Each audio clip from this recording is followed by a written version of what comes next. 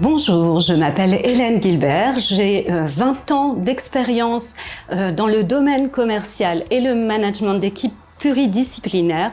J'ai eu la chance d'évoluer dans des merveilleuses entreprises qui m'ont permis de m'améliorer en continu, d'être formée, de former mes collaborateurs et de mener à bien un business sur des univers très concurrentiels comme le marché de la restauration hors foyer, restauration hors domicile et également la grande distribution.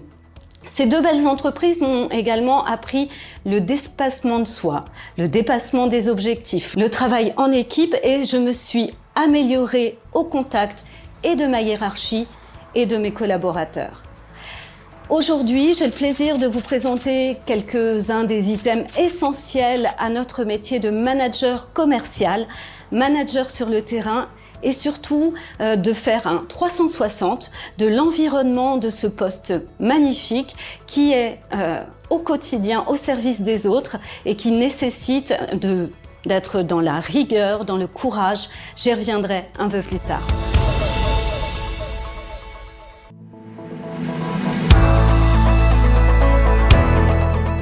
Le manager est un personnage clé dans la vie de l'entreprise, car il est le gage d'une équipe efficace capable d'atteindre les objectifs fixés.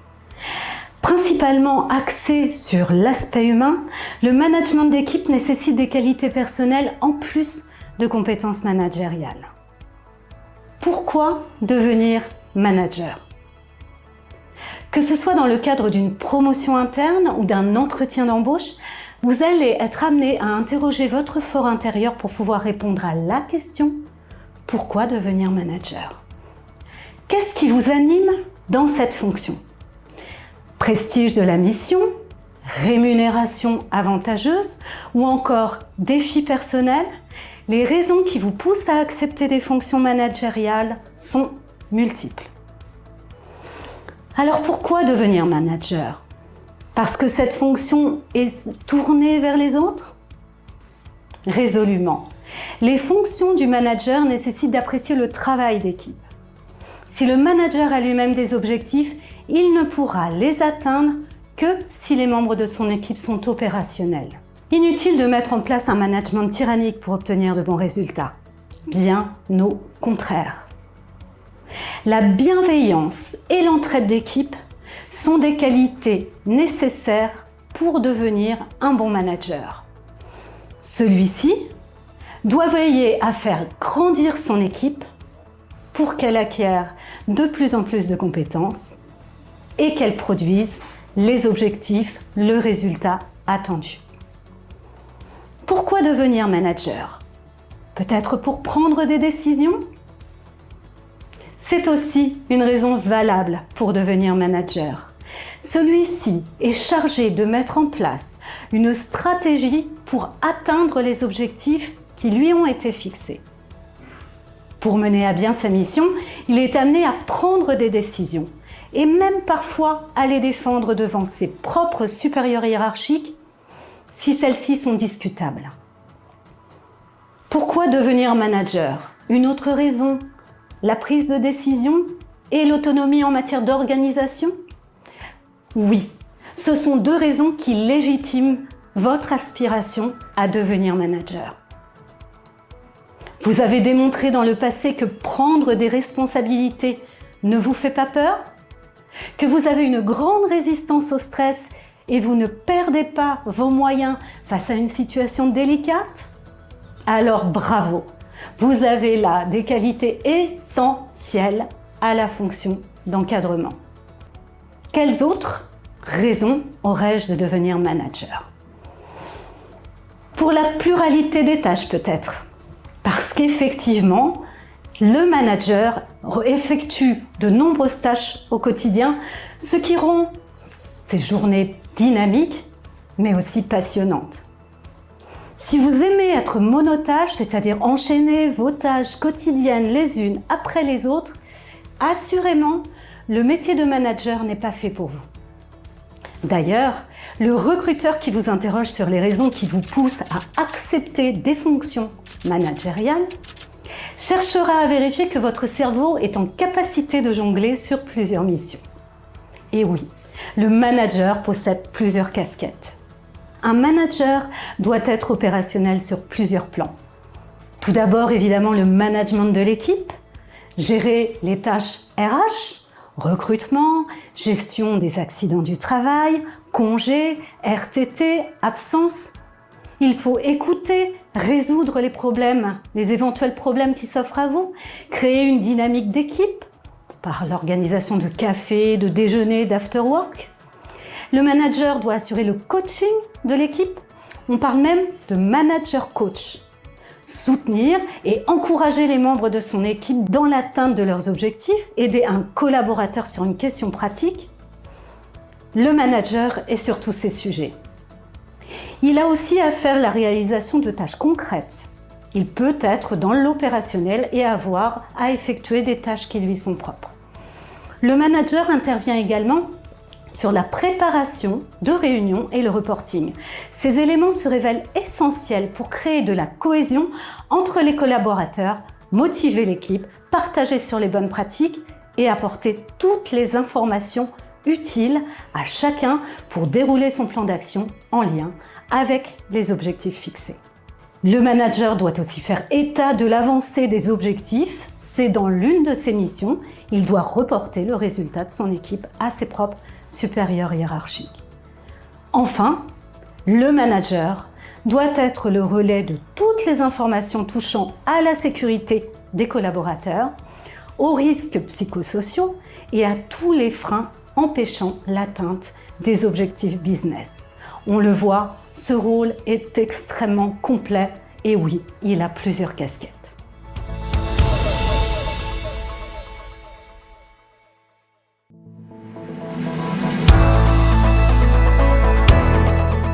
Quels sont les différents points clés du rôle d'un manager? Un management d'équipe efficace doit être basé sur plusieurs points importants qu'il convient de respecter. Parmi les missions relatives au rôle d'un manager, il y a d'abord le fait de constituer une équipe. Le manager participe souvent au recrutement des futurs collaborateurs. En effet, il est le mieux placé pour définir les bons profils qui constitueront son équipe. De son choix dépendra l'efficacité de cette dernière par rapport aux objectifs à atteindre. Établir le cadre de collaboration et le faire respecter est dans le spectre de la responsabilité du manager. Cette personne est un meneur d'équipe et à cet effet, il doit faire respecter les règles qui doivent être clairement indiquées dans le contrat. Pour ce faire, il doit notamment servir d'exemple, car l'exemplarité est un excellent moyen d'instaurer l'autorité. Il peut cependant éviter d'être trop rigide, pour éviter que le collaborateur notamment perde en productivité.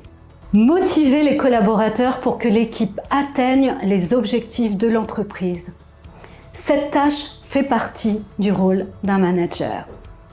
Il doit offrir de bonnes conditions de travail à travers les moyens matériels mis en œuvre et que lui alloue l'entreprise. Il doit également veiller au bien-être des salariés à travers le cadre de travail et l'ambiance au travail.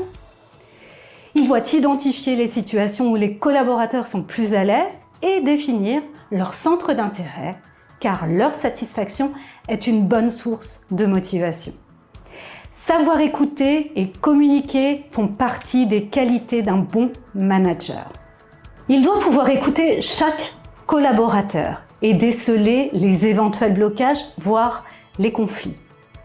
Ainsi, il pourra prendre la bonne décision pour améliorer chaque situation.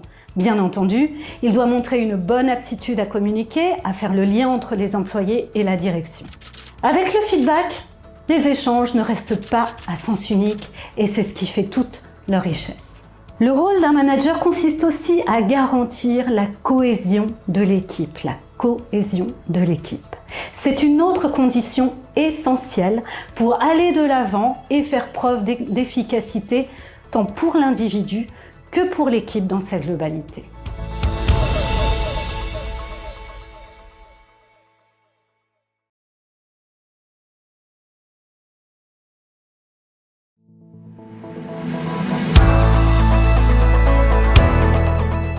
Quels sont les devoirs du manager? Le rôle du manager au sein de l'entreprise est avant tout d'orienter les ressources humaines vers un accomplissement des objectifs fixés. Pour cela, il doit posséder une double posture. Être une personne à tout faire et posséder une main de velours. Il doit répondre à plusieurs savoir-faire et jongler entre tous ces savoir-faire. Il doit être un leader et un expert dans son domaine. Il doit faire le lien entre les salariés et la direction. Faciliter la communication interne fait partie de son rôle. Il doit diriger son équipe pour atteindre un niveau opérationnel d'excellence.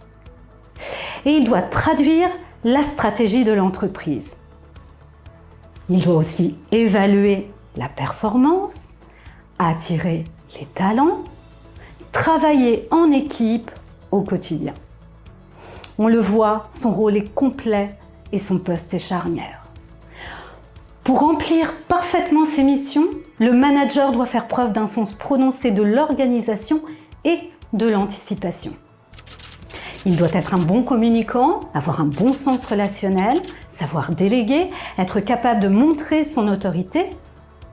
Ces skills ou compétences comportementales lui permettront de traduire les directives de la direction en objectifs précis, d'avoir toujours un coup d'avance et de permettre à son équipe d'avancer dans la bonne direction en jonglant avec les différentes personnalités de ses collaborateurs, de régler les conflits et de motiver les troupes.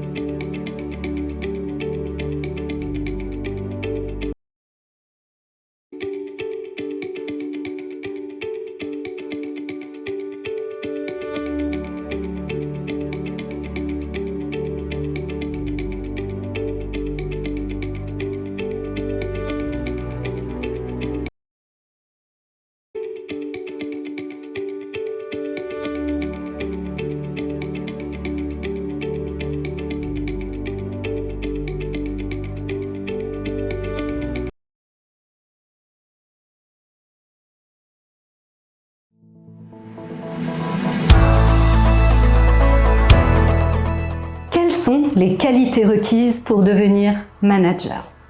Le management requiert un ensemble de qualités personnelles. Pour tenir le rôle d'un manager, il faut faire preuve d'ouverture et avoir une grande capacité d'écoute. Il faut savoir agir de manière autonome, être multitâche, être capable de prendre des décisions, être courageux, courageuse, avoir des qualités relationnelles et rédactionnelles et surtout montrer l'exemple. Quelles sont les compétences requises pour être un bon manager? Il n'y a pas de recette miracle pour être un bon manager. C'est un savant mélange entre des compétences, il doit animer, écouter, synthétiser, organiser, communiquer, prendre des décisions, déléguer, prioriser, gérer ses émotions, contrôler, motiver, etc. Il doit aussi faire preuve de comportements précis, être exemplaire, gérer son équipe, prendre des risques, assumer les décisions de l'organisation, notamment. Et il doit s'appuyer sur ses expériences, la diversité des expériences qu'il a vécues et les situations rencontrées avec ses équipes ou son précédent management, par exemple. La liste de ces éléments est loin d'être exhaustive. Elle peut être complétée par la maîtrise des compétences techniques spécifiques à l'entreprise que l'on rejoint. Mais alors, faut-il être Superman ou Wonder Woman pour être un bon manager? En réalité, l'expérience montre que 3 qualités essentielles sont demandées au manager, quel que soit son domaine de management. Les autres compétences s'articulent ensuite autour de ces 3 qualités. La première qualité essentielle est d'être positif. Imaginez donc que vous arriviez le matin au travail. Vous saluez votre manager et celui-ci vous fait clairement la tête. Il est de mauvaise humeur, mécontent. Vous sentez-vous motivé et dynamisé pour accomplir vos tâches après cette rencontre? Ce n'est pas sûr. De même, lors de la réunion d'équipe, vous voyez votre manager soupirer à tout va.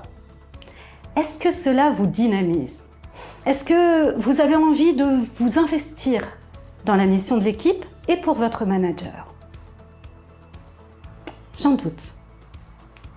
La qualité première du manager est son état d'esprit, qui doit être positif à tout moment. L'humour favorise aussi les relations avec l'équipe, même si c'est loin d'être facile tous les jours, car le manager est un être humain. Comme tout le monde, il a ses humeurs, ses tensions internes, ses problèmes personnels, ses envies, son caractère. Néanmoins, il a une fonction de manager au service d'une organisation. Les personnes de son équipe et de l'organisation attendent donc qu'il sache dynamiser et motiver son équipe en étant positif. On vient de voir la première qualité essentielle, être positif. Première. La seconde, être pragmatique. Le manager est souvent vu comme la femme ou l'homme de la situation. Les personnes de son équipe lui soumettent un nombre conséquent de problèmes en tout genre, et ce, tout au long de la journée. Il y a souvent peu de répit pour le manager qui dirige une équipe. La troisième qualité essentielle, qui pourrait presque être en premier ou en deuxième, c'est être courageux. Si votre manager vous annonçait systématiquement les bonnes nouvelles et passait très rapidement sur les mauvaises, voire les éludait, que penseriez-vous de lui? Vous paraîtrait-il à la hauteur de ses responsabilités? Lui feriez-vous confiance? Difficile de répondre par l'affirmative. Le manager appartient au système organisationnel. Il est ainsi le relais des informations et des décisions qui proviennent du top management. Direction, conseil d'administration. Les équipes attendent donc d'être informées par leur manager. Relayer les nouvelles qui ne font pas plaisir à l'équipe fait partie des attributions du manager. Et cela demande du courage. Assurément, le manager doit être un battant. La rétention d'informations d'un point de vue organisationnel amène des non-dits et des rumeurs. Les conséquences d'une absence d'information peuvent être bien plus lourdes à gérer qu'une décision difficile à annoncer. Le courage dont doit faire preuve le manager peut donc s'exprimer dans plusieurs domaines. Il doit relayer les informations et les décisions à son équipe, qu'elles soient bonnes ou mauvaises. Il doit faire remonter les feedbacks de son équipe au niveau supérieur. Il est en mesure de recadrer un employé suite à un travail insuffisant. Il doit faire valoir et défendre les intérêts de son équipe auprès de l'organisation. Le manager doit être équitable avec tous les membres de son équipe. Il doit être au service de son équipe. Il doit faire face à toutes les situations imprévisibles du quotidien. Il doit prendre des risques et les assumer, accepter les critiques négatives et les jugements de son équipe ou de l'organisation. Vous voyez, le courage est à la base de nombreux autres comportements ou capacités qui impactent directement la façon de manager. Par ailleurs, et de façon plus personnelle, le courage est une vertu qui permet d'oser. Sans courage, pas de grandes avancées, ni de dépassement de soi. Avec le courage, il est possible de déplacer des montagnes.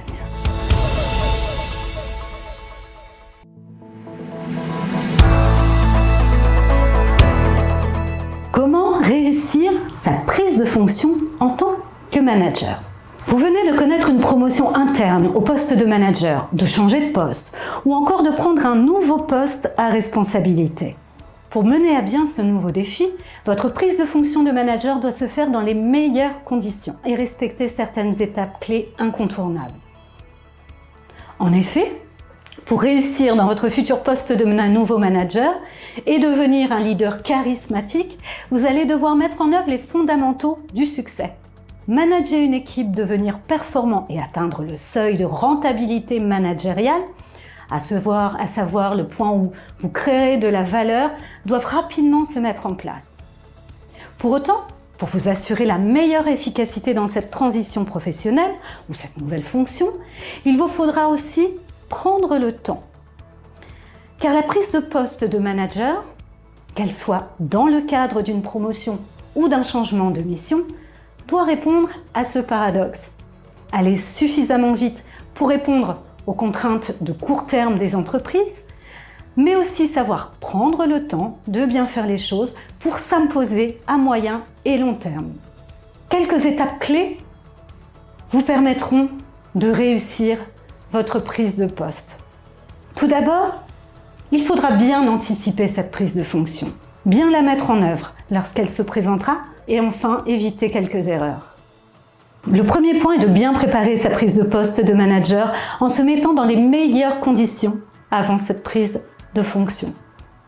En effet, nous sommes face à un nouveau départ. Nous allons donc devoir réapprendre et nous adapter à notre nouveau rôle. Notre regard neuf sera une vraie force pour développer nos compétences, mais aussi faire avancer notre nouvelle entreprise. Pour autant, nous devons savoir prendre du recul pour bien garder la tête hors de l'eau. Autre point important, gérer son stress. Pour aborder sereinement sa prise de fonction, il est utile de bien se préparer physiquement et mentalement et de prendre du temps pour soi afin de se ressourcer entre la dernière prise de fonction et la nouvelle. Troisième point, se conditionner à commencer cette nouvelle mission. Nous allons découvrir une nouvelle expérience. Nous allons donc connaître une nouvelle phase d'apprentissage. Pour cette raison, nous devons donc bien faire attention à ne pas copier-coller ce que nous faisions précédemment. Nouvelle entreprise, nouvelle équipe, nouveau manager, nouveau fonctionnement. Au contraire, nous devons bien observer avant de commencer. Dès à présent, avant même la prise de fonction, nous pouvons aussi commencer à réfléchir aux formations dont nous pourrions avoir besoin pour mieux connaître la culture d'entreprise, l'environnement ou les outils.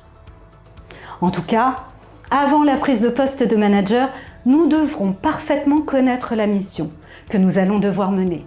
Il ne s'agira pas de croire que nous connaissons déjà tout de cette nouvelle mission qui se présente. Et il ne s'agira pas de refaire ce que nous faisions dans nos jobs précédents en mode copier-coller.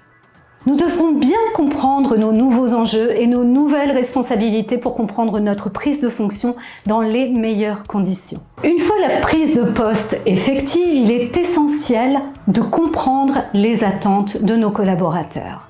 En tant que manager, notre objectif sera de mettre en dynamique nos équipes pour s'assurer de la réussite collective. Lorsqu'on parcourt les nombreuses enquêtes menées auprès des salariés concernant leurs attentes par rapport à leur manager, il ressort majoritairement que les employés attendent de leur manager qu'il les motive et inspire, qu'il développe le potentiel de leurs collaborateurs, qu'il communique facilement et qu'il prenne des décisions.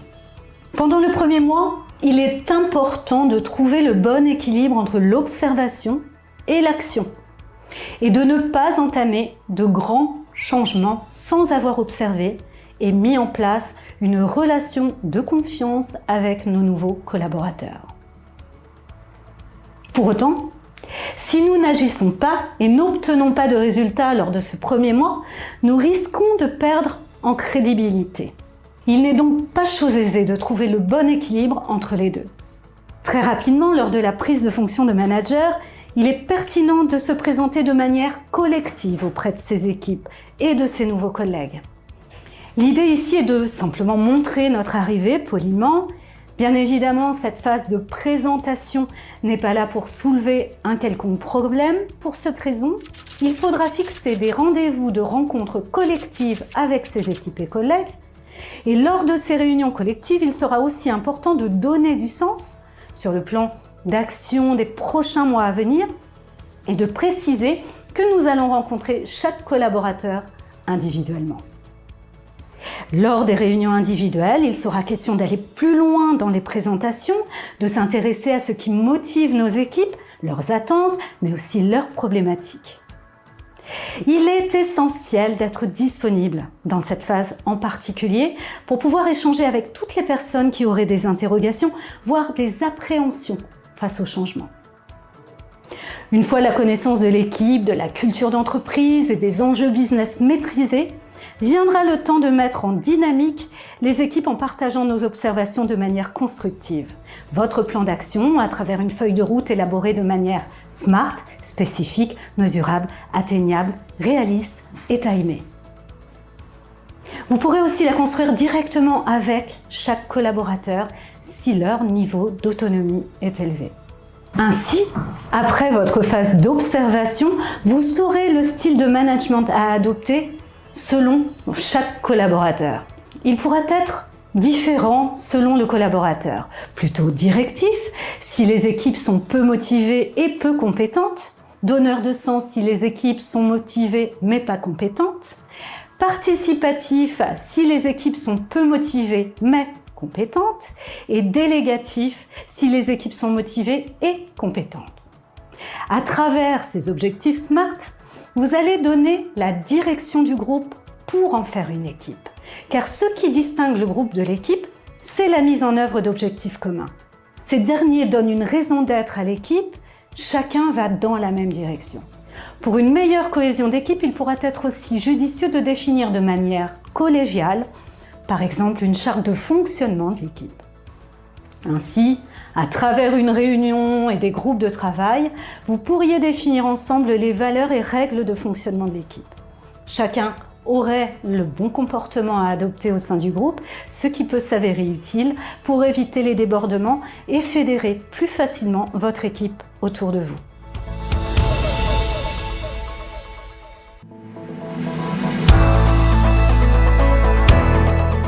Voici quelques erreurs à éviter lors d'une prise de poste en tant que manager. Certaines erreurs en management d'équipe peuvent menacer la réussite de votre prise de fonction. Lesquelles ? Par exemple, ne pas mettre en œuvre de changements brutaux ou se précipiter, car cela pourrait générer des conflits et des résistances au changement. Le changement doit se manager. Ne pas parler de ses expériences précédentes tout le temps. Cela permet d'être un manager efficace, tourné vers l'avenir. En effet, nous sommes sur une nouvelle mission et une nouvelle équipe. Et c'est cela qui compte, et pas le passé. Ne pas faire preuve de flexibilité en répondant spontanément le mode de management et les pratiques managériales précédemment acquis, car cela pourrait ne pas être approprié dans le nouveau contexte. Mieux vaut éviter et faire preuve de flexibilité. Si ce poste est notre premier poste de manager, nous devrons bien prendre conscience que nous ne sommes plus des techniciens, mais bien des managers. Nous ne devrons donc pas nous concentrer sur la technique. Ne pas se focaliser uniquement sur ce qui ne va pas, mais aussi mettre en lumière tous les points positifs est essentiel dans l'aura du manager. Ne pas rester seul, mais au contraire s'entourer pour progresser dans ce nouvel environnement est essentiel, plus rapide et plus serein pour votre adaptation. Nous pourrions par exemple nouer des liens avec une personne qui fait le même métier que nous et qui pourrait nous aiguiller subtilement vers la réussite. Abordons aujourd'hui l'assertivité. Qu'est-ce que c'est et quel est son bénéfice pour la posture managériale ? En adoptant une attitude assertive, cadres, managers et chefs de projet développent leurs compétences en matière de communication et gagnent en confiance. C'est une ressource essentielle du management bienveillant. La capacité à démontrer de l'assertivité renforce votre leadership. Cette compétence s'appuie sur une meilleure connaissance de soi et permet au leader de favoriser des relations apaisées, ainsi qu'une meilleure efficacité dans l'entreprise. Les exemples d'assertivité dans le leadership sont nombreux. S'affirmer sans heurter, par exemple. Exprimer ses besoins avec clarté. Adopter une posture constructive, même dans des situations complexes. Savoir dire non et poser des limites de manière apaisée. Ou alors, savoir argumenter avec conviction. Faire face à l'objection et à la critique avec sérénité est aussi une belle preuve d'assertivité. Vous le voyez, c'est un outil formidable pour développer votre leadership.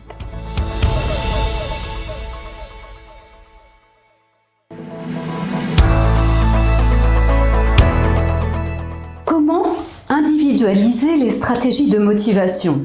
Mieux, comment motiver vos employés selon leur profil personnel? La motivation des collaborateurs est un facteur déterminant pour augmenter la productivité d'une organisation. En effet, c'est un élément clé du succès des entreprises. D'une manière générale, les facteurs prédominants dans la motivation au travail dépendent de la personne et de l'orientation de cette dernière. Explication. Au travail, la motivation n'a jamais tenu une place aussi importante dans le discours managérial. Pourtant, et paradoxalement, elle n'a jamais autant fait défaut qu'aujourd'hui. La démotivation peut être rapprochée à d'autres concepts, comme le mal-être, le stress par exemple. Le saviez-vous? La France est le pays contenant le plus de collaborateurs démotivés. Environ 54% selon une récente enquête Ipsos pour Steelcase réalisée sur 17 pays. Cette démotivation est liée à de nombreux facteurs comme le manque de reconnaissance, des conditions de travail inappropriées, des objectifs inintéressants ou encore une communication inadaptée au sein de l'équipe. L'entreprise peut évidemment influer sur la motivation des salariés. C'est d'ailleurs un cercle vertueux car un collaborateur motivé au travail présente un comportement et une activité très bénéfiques pour l'organisation.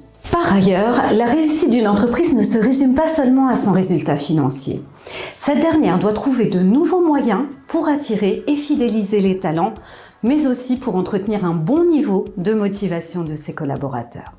S'ils souhaitent que l'entreprise reste viable, les dirigeants doivent donc motiver les collaborateurs, mais aussi adapter leur langage, modifier si besoin leur mode de management et soigner leur communication en l'adaptant au profil des équipes. Nous retrouvons principalement 5 facteurs de motivation au travail. La rémunération, il s'agit d'un levier classique et d'un facteur de motivation indiscutable. Cependant, même si elle possède véritablement un impact durable sur la motivation des collaborateurs, elle peut aussi être facteur de démotivation. La culture et le projet d'entreprise, c'est réellement l'un des éléments qui permettra aux collaborateurs de s'investir et surtout de durer dans l'entreprise. Être intéressé par les différents projets proposés par le top management donne du sens à une fonction et permet aux équipes d'être fières de contribuer aux résultats collectifs. Les conditions de travail, bénéficier d'une certaine autonomie dans le quotidien est source de motivation pour le collaborateur, de même que pouvoir travailler dans de beaux locaux ou encore avoir des horaires flexibles. Le management et la communication. Ces 2 éléments sont très importants dans le processus de motivation. Un manager qui communique permet aux collaborateurs d'avoir une vision claire. Motivé par le dialogue social est indéniable. En effet, la limitation des conflits et la facilitation du dialogue contribuent au bien-être du collaborateur. Ce dernier sera beaucoup plus investi et motivé. Le développement des compétences professionnelles. L'augmentation des connaissances, par exemple par le biais du tutorat ou de la formation, permettra aux collaborateurs d'évoluer au sein de l'entreprise, d'être plus autonomes, mais aussi plus efficaces. Mais comment faire alors pour mettre en place un programme de motivation individualisé selon le profil de vos employés? Voyons cela en 2 étapes. En premier lieu, il s'agit de découvrir les types de personnalité de vos collaborateurs. Chaque personne a un type de personnalité qui lui est propre et votre carte du monde n'est pas celle de votre collaborateur. Non seulement vous ne voyez pas les mêmes choses de la même manière, mais vos motivations dans la vie peuvent être totalement différentes. On retrouve essentiellement 4 types de personnalités mises en lumière dans la méthode 4 Colors de Jung et Marston. Si votre collaborateur est plutôt extraverti et orienté rationnel, il se retrouvera plus facilement dans le profil rouge du décideur. S'il est plutôt extraverti et orienté relationnel, il se retrouvera plus facilement dans le profil jaune de l'enthousiaste. Si votre collaborateur est plutôt introverti et orienté rationnel, il se trouvera plus facilement dans le profil bleu de l'observateur. Enfin, s'il se trouve plutôt introverti et orienté relationnel, il se retrouvera plus facilement dans le profil vert de l'amical. Alors, bien entendu, personne n'est jamais qu'un seul de ces profils ou couleurs.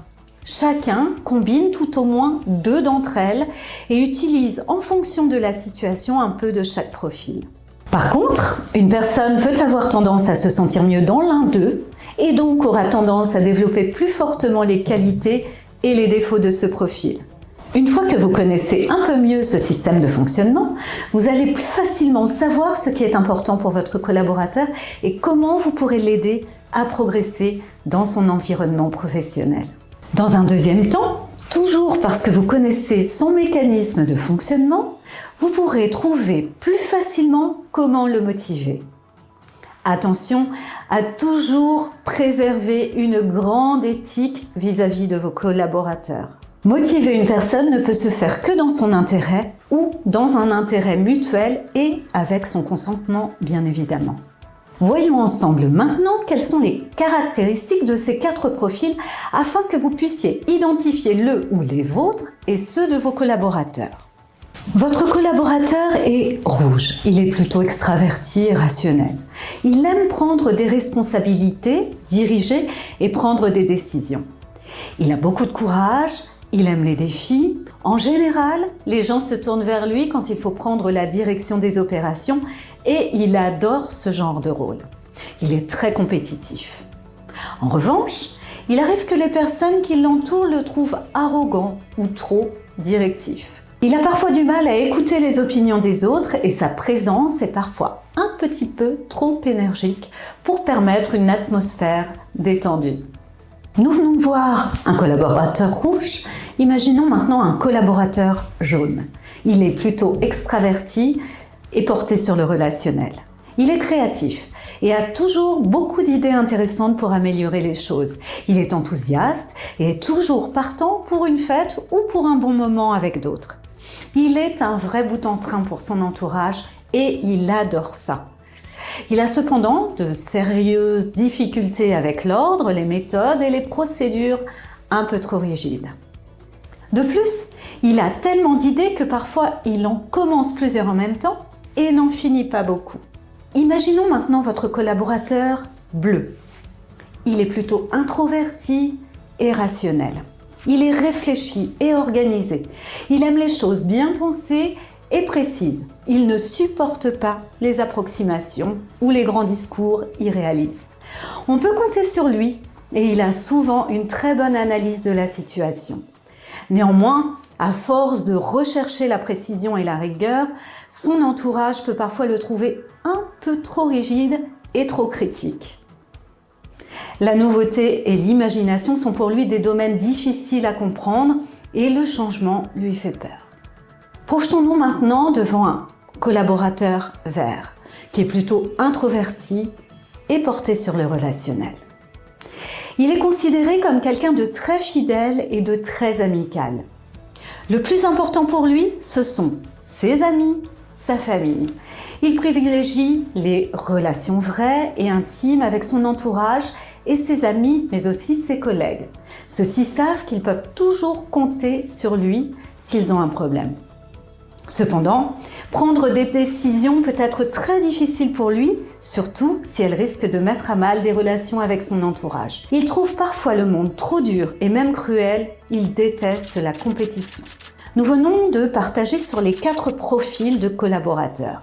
Il est évident que ce système nécessite bien plus de temps pour être expliqué, mais vous avez déjà probablement une idée du profil type de vos collaborateurs. À présent, vous percevez concrètement que chacun est différent et que vous devez adapter votre approche en tant que manager si vous voulez motiver efficacement vos employés. Vous venez de déterminer le profil de vos collaborateurs. En second lieu, mettez en place des programmes de motivation adaptés pour chaque type de personnalité. De fait, vous ne pourrez jamais motiver un rouge, ou plutôt un collaborateur à profil majoritairement rouge, comme vous pourriez motiver un jaune, un vert ou un bleu. Certaines techniques vont même se révéler tout à fait contre-productives. Par exemple, le système de motivation par concours, avec un gagnant, va motiver et inspirer les rouges, mais va rebuter complètement les verts qui trouveront cela pathétique et débrayeront complètement au point parfois même de se demander s'ils veulent continuer à travailler dans cette atmosphère compétitive. Voyons en détail ce qu'il faut faire et ce qu'il ne faut pas faire pour créer la motivation en fonction de la couleur du collaborateur. Votre collaborateur est rouge. Ce qui est recommandé, c'est d'organiser des concours avec des gagnants, des premières places, de la compétition, des targets à atteindre, des défis. Ils adorent. En revanche, ce sera plus difficile de les faire s'accrocher à un défi d'équipe où finalement tout le monde a gagné. Imaginons maintenant un collaborateur jaune. Que faut-il faire avec lui ? Il faut reconnaître le jaune publiquement, devant tout le monde, de manière à le rendre encore plus populaire. Organiser une fête, il adorera ça. Ce qu'il faut éviter de faire, le reconnaître timidement ou mécaniquement par un système automatique ou une simple augmentation salariale sans reconnaissance, sans fun. Imaginons maintenant que votre collaborateur est bleu. Ce qu'il faut faire avec lui, prenez le temps de spécifier pour quelles raisons vous reconnaissez son travail. Soyez précis, spécifique. Ce qu'il faut éviter en revanche, c'est de reconnaître le bleu publiquement. Il se sentira très embarrassé et vous en voudra sûrement de l'avoir fait. Enfin, imaginons le collaborateur vert. Ce qu'il faut faire avec lui, il a besoin de sentir que vous avez de la réelle considération pour lui. Préférez donc des compliments sincères donnés dans un climat de confiance. Évitez en revanche les remerciements publics et en tout cas les formalités dénuées de réels sentiments.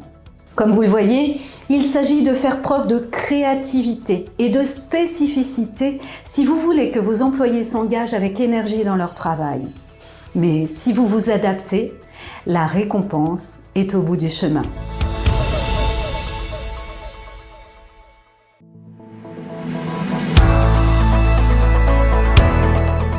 Comment motiver vos collaborateurs par les signes de reconnaissance ? Parmi les facteurs de motivation, la reconnaissance au travail tient une place de choix. Même si féliciter un collaborateur pour ses résultats et son implication peut paraître bateau, il n'en demeure pas moins qu'il s'agit d'un acte essentiel de management à user au quotidien. Montrer sa gratitude envers ses collaborateurs, le travail et les efforts qu'ils fournissent pour le groupe est en effet essentiel pour le manager. Certains imaginent que mettre en place une démarche de reconnaissance du travail a un coût élevé, prend du temps et finalement n'est pas à la hauteur des objectifs fixés. Or, pour remercier un membre de son équipe ou toute son équipe, quant à son travail, son implication, ses efforts, nul besoin d'en faire tout un événement. Les mots et les gestes les plus simples valent souvent tout autant que de longs discours. Faire preuve de gratitude envers son équipe induit de nombreux effets, parmi lesquels instaurer un climat de confiance, nouer des solides relations avec son équipe, augmenter la motivation et l'engagement, réduire le turnover, retenir les talents, encourager la performance, permettre à chacun de se positionner au sein de l'équipe et quant à ses compétences personnelles, Montrer sa gratitude à un collaborateur ou à son équipe requiert cependant de connaître quelques règles de base. Tout d'abord, il faut reconnaître régulièrement le travail, même les réussites les plus petites. Être précis dans son feedback. Formuler précisément ce que l'on reconnaît et pourquoi. Moduler sa gratitude en fonction du travail, des efforts fournis et de son ou ses interlocuteurs. Il faut aussi être attentif à garder un esprit d'équipe. Veiller à ce qu'aucun collaborateur ne soit laissé de côté en matière d'encouragement. Quelques écueils sont toutefois à connaître afin d'être évités. Par exemple, ne pas reconnaître le travail de ses collaborateurs ou de son équipe. Omettre de remercier un collaborateur qui agit en support et dont le travail n'est pas nécessairement visible. Mieux vaut éviter de faire preuve de gratitude uniquement pour les missions importantes et négliger les réussites les plus minimes. Il vaut mieux éviter de se répéter trop souvent dans ces remerciements. Ces derniers pourraient rapidement sonner faux. Évitez également de ne pas personnaliser ces remerciements en fonction du collaborateur auquel ils sont adressés et sans se préoccuper de la manière dont ils peuvent être perçus ou accueillis.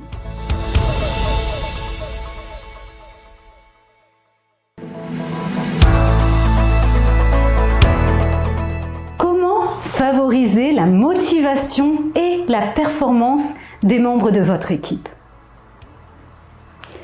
Un collaborateur motivé aura l'énergie dont il a besoin et pourra donner le meilleur de lui-même. Il fera ainsi preuve d'autonomie, de dynamisme et de réactivité au quotidien. Dès lors, la motivation des équipes est un facteur clé garantissant la performance et la productivité au sein d'une entreprise. En tant que manager, votre rôle est déterminant dans le processus de motivation et de performance de votre équipe. Afin de dynamiser vos collaborateurs et donc d'améliorer les résultats, vous devez être en mesure de leur confier des missions et objectifs motivants, mais aussi de les accompagner et de les valoriser au quotidien. Si vous prenez soin de vos employés, ils prendront soin de votre entreprise. Richard Branson, PDG de Virgin. Tellement vrai. Prendre soin de ses collaborateurs, le premier point essentiel, c'est de confier des missions et des objectifs motivants, en s'adaptant aux talents de chaque collaborateur. Le talent correspond à ce que l'on sait faire et ce que l'on aime faire, compétences et envie.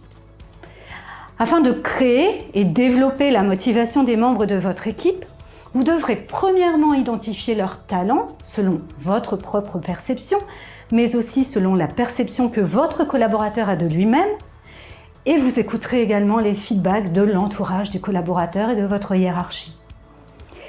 Il est nécessaire de s'appuyer également sur une analyse factuelle. Observez les résultats chiffrés, performances passées, tout ça vous aidera à peaufiner, à affiner votre perception. En parvenant à croiser ces différentes informations, vous serez davantage objectif et vous serez en mesure de répartir judicieusement les missions de chacun selon leur savoir-faire, leurs envies, afin de leur permettre la meilleure progression possible et le dépassement. Prendre soin de ses collaborateurs, les aider au quotidien, c'est aussi savoir formuler les objectifs, les clarifier.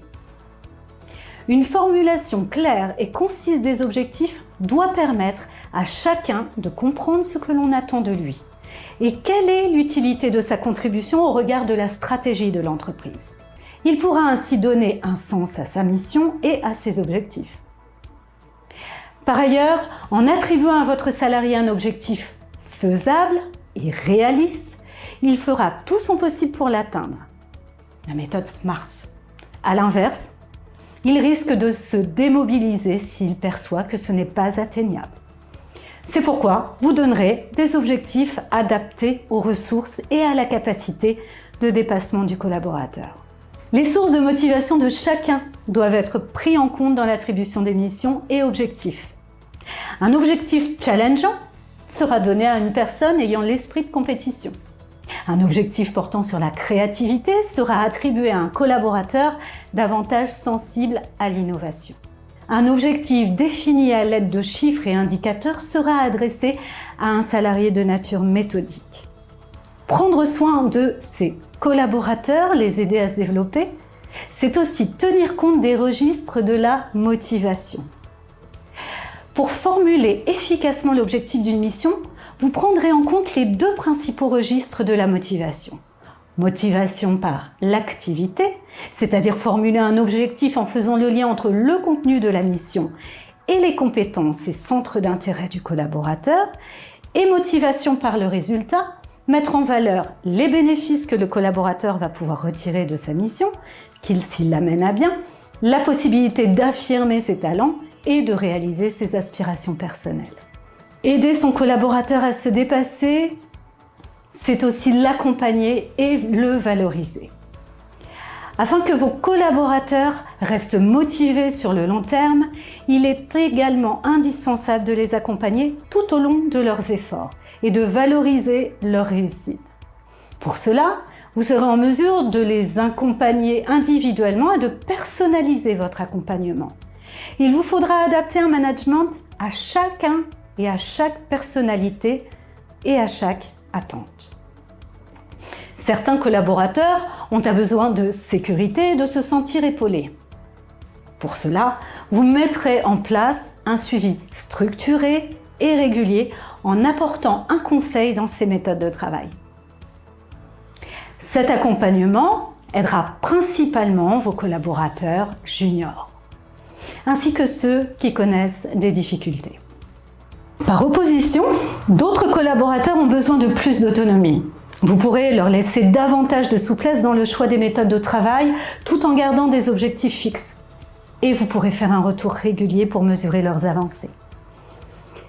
Afin de favoriser la motivation individuelle, vous devrez être à l'écoute auprès de chacun des membres de votre équipe. Chacun a besoin de sentir que son travail est reconnu et valorisé. Même un collaborateur autonome et performant. Vous devez considérer chacun de vos collaborateurs en écartant personne. Néanmoins, vous consacrerez plus de temps à ceux qui ont besoin de plus d'assistance. Ce soutien se définit par un feedback régulier, s'articulant autour de différentes façons. Premièrement, il s'agit de souligner les succès et les réussites de chaque collaborateur. Votre rôle sera de fêter leurs succès et donc de faire en sorte de ne pas banaliser les accomplissements individuels. Vous devrez montrer à vos collaborateurs que vous les soutenez dans leur progression en soulignant leurs points d'amélioration. Valoriser les efforts et les progrès réalisés est aussi une bonne pratique. Chaque collaborateur prendra conscience de son évolution dans l'entreprise et que celle-ci est reconnaissante de ses efforts. C'est un axe fort de motivation. Montrer de l'intérêt pour le travail de chacun. Outre le fait de contrôler le travail effectué, vous devrez pouvoir, en tant que manager, échanger avec chaque collaborateur sur son quotidien professionnel, son intégration au sein de l'équipe et ses attentes professionnelles. Faire preuve d'équité est essentiel. Être équitable envers chaque collaborateur de votre équipe est indispensable, que ce soit pour le féliciter, le recadrer ou dans votre manière d'interagir avec lui. C'est un facteur fondamental dans le maintien de la motivation de chacun. Effectivement, chaque collaborateur aura tendance à se comparer aux autres pour savoir s'il est bien considéré. Vous serez donc en mesure de ne privilégier et ne favoriser aucun de vos collaborateurs. Il serait inenvisageable de montrer une reconnaissance de manière trop sélective et donc de faire du favoritisme au risque de démotiver les moins valorisés. Vous pourrez distinguer chaque personne en fonction de ses efforts en comparant par exemple les résultats obtenus aux objectifs qui lui étaient fixés. Reconnaître les efforts individuels dans l'effort collectif est important. Par exemple, lorsqu'une personne consacre du temps à former un nouvel arrivant. Cet effort n'est pas quantifiable dans les résultats individuels. Cependant, il est indispensable au bon fonctionnement de l'équipe et donc dans l'effort collectif.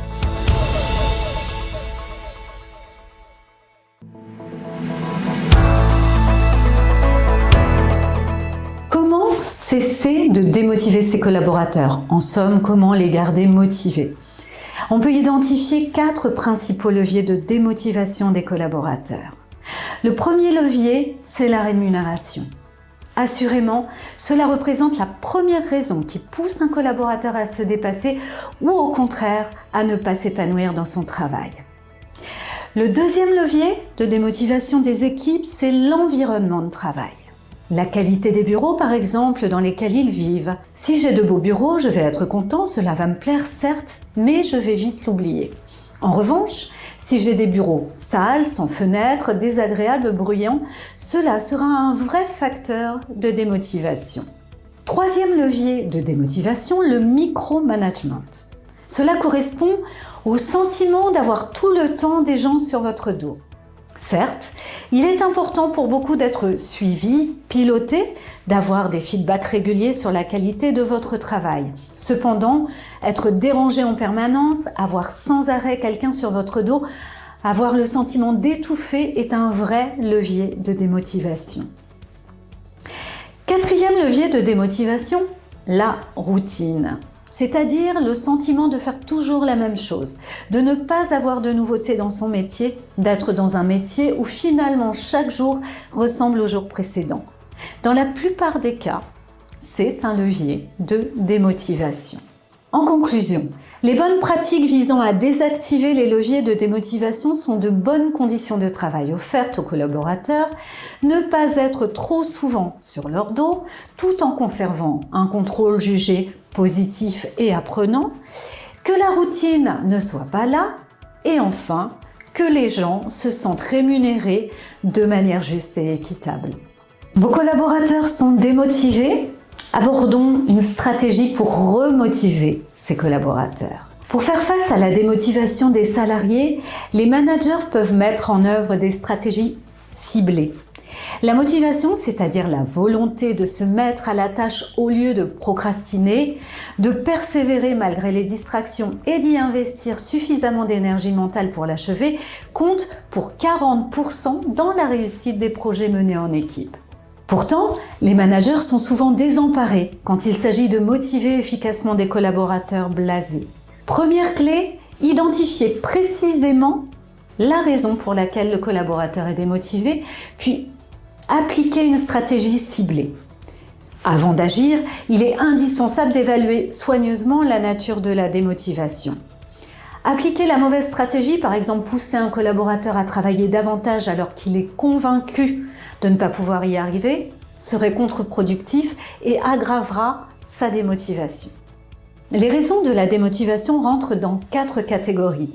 L'inadéquation des valeurs, le manque d'auto-efficacité, les émotions perturbantes et les erreurs d'attribution. Détaillons-les pour proposer des stratégies ciblées qui aideront vos collaborateurs à y échapper. Première raison, l'inadéquation des valeurs. Ça ne m'intéresse pas suffisamment. Comment aider le collaborateur à sortir de cette situation ? Questionnez-le, trouvez ce qui est important à ses yeux et établissez un lien avec le travail demandé. Trop souvent, les managers pensent à ce qui les motive eux et en déduisent que cela vaut pour leurs subordonnés.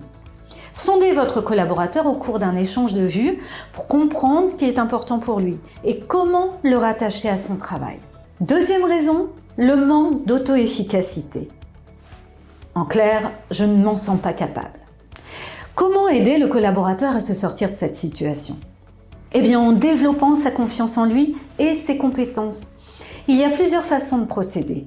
L'une est de lui rappeler les difficultés similaires qu'il a eu à surmonter dans le passé. Montrez-lui aussi des exemples de gens comme lui qui, avec une méthode à sa portée, ont relevé des difficultés du même ordre.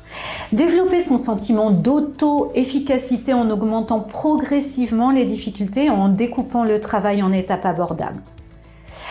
Souvent, les salariés qui manquent de confiance dans leurs aptitudes sont convaincus que le travail demandé exigera d'eux beaucoup plus de temps et d'énergie qu'ils n'en ont.